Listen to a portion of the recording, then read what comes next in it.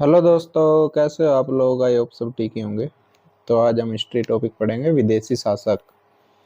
इसमें most important जो है वही पढ़ेंगे, फालतू कुछ भी नहीं। तो इसकी एक ट्रिक है नॉर्मल। इश्क, ई से बनता है इंडो ग्रीक, और से शक, और कै से कुषाण।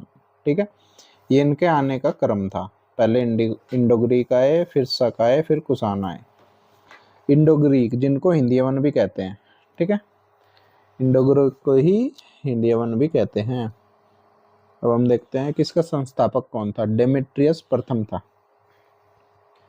डेमेट्रियस प्रथम इंडो ग्रीक का संस्थापक था, हिंदी वनों का संस्थापक, और इसकी राजधानी सियालकोट थी। डेमेट्रियस प्रथम ने भारतीय राजा की उपाधि धारण की। इसने यूनानी व खरोष्टी दोनों लिपियों के सिक्के चलाए। डेमेट्रियस प्रथम ने भारतीय राजा की उपाधि धारण की। इसने यूनानी व खरोष्टी दोनों लिपियों के सिक्के चलाए थे। ठीक है, डेमेट्रियस प्रथम ने। अब हम देखते हैं यूक्रेटाइड्स। यूक्रेटाइड्स जो है, इसने अपनी राजधानी बनाई थी तक्षशिला। जिसके बारे में बस एक ही चीज है कि जो हिंदी वन शासकों में, इंडो ग्रीक शासकों में राजधानी तक्षशिला किसने बनाई थी? यूक्रेटाइड्स ने। ठीक है, अब आता है मिनांडर। सबसे प्रसिद्ध शासक था इंडिया वनों का, इंडो ग्रीक का। ठीक है, इसकी राजधानी साकल थी, पंजाब में। बौद्ध ग्रंथ मिलिंद पन्हो, जो कि पाली भाषा में लिखा गया है, में राजा मिनांडर व बौद्ध भिक्षु नागसेन के मध्य संवाद का वर्णन है, बातचीत का वर्णन है। बौद्ध ग्रंथ मिलिंद पन्हो में राजा मिनांडर व बौद्ध भिक्षु नागसेन के बीच। और मिनांडर को ही मिलिंद भी कह देते हैं कहीं कहीं पे। ठीक है, ये भी बात याद रखना। अब हम देखते हैं इंडिया वन यूनानियों की देन।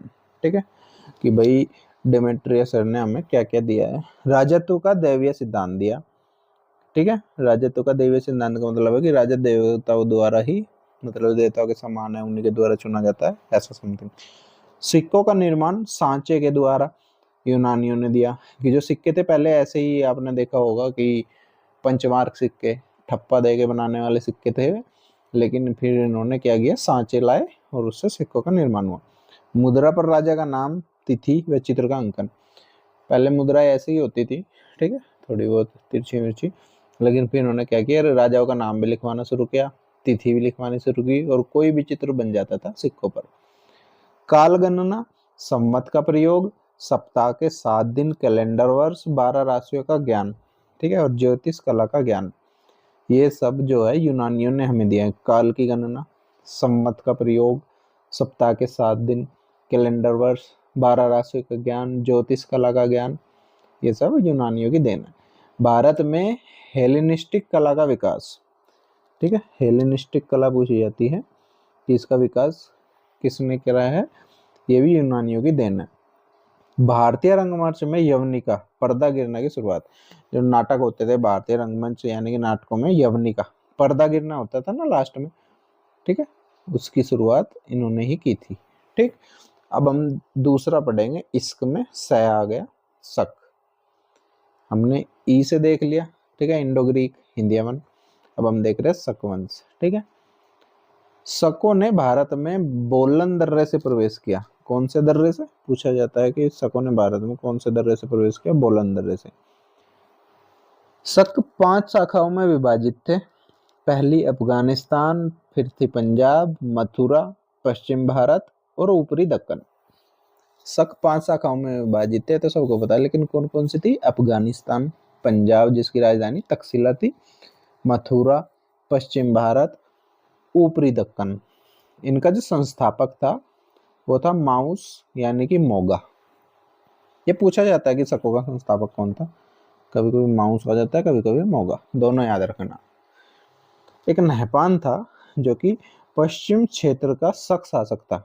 जो ये पश्चिम क्षेत्र हमने पढ़ा यहाँ पे, जो एक शाखा थी शकों की, उसका नहपान एक शासक था पश्चिमी क्षेत्र का। ठीक है, सातवाहन वंश के गौतमी पुत्र सातकर्णी ने शक शासक नहपान को हराया था। इस नहपान को सातवाहन वंश के गौतमी पुत्र सातकर्णी ने हराया था। फिर आ गया रुद्रदामन प्रथम, शक शासक। इसका अभिलेख जूनागढ़ अभिलेख से पता चलता है कि इसने सुदर्शन झील का जीर्णोद्धार कराया, मरम्मत कराई। इस वक्त सौराष्ट्र का गवर्नर सुविशाख था। ठीक है, कभी कभी गवर्नर हो जाता है, कभी कभी आ जाता है कि शासक कौन था सौराष्ट्र का, तो सुविशाख।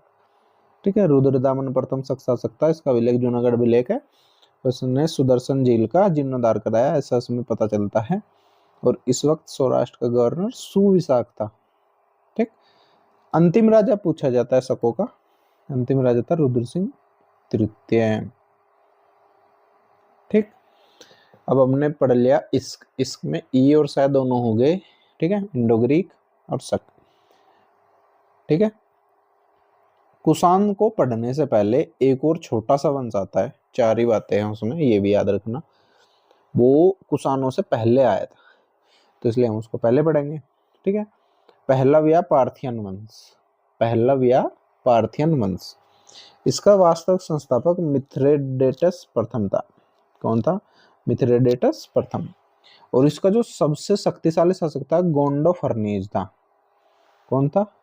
गोंडोफर्नीज पहलव में। अब हम देखते हैं कुषाण वंश। इन्होंने पहलव को हराकर, ठीक है, उनका अंत करके ही अपना वंश स्थापित किया था। कुषाण यूची जनजाति के थे, तोखरी। ठीक है, इनको तोचेरियन भी कहते हैं। ठीक है, तोखरी या तोचेरियन भी कहते हैं, यूची जनजाति के थे कुषाण। ये मूल निवासी थे चीनी तुर्किस्तान के। ठीक है, मूल निवासी थे चीनी तुर्किस्तान, चीनी मान के चलो इनको। इसका जो संस्थापक था कुजुल कडफिसिस।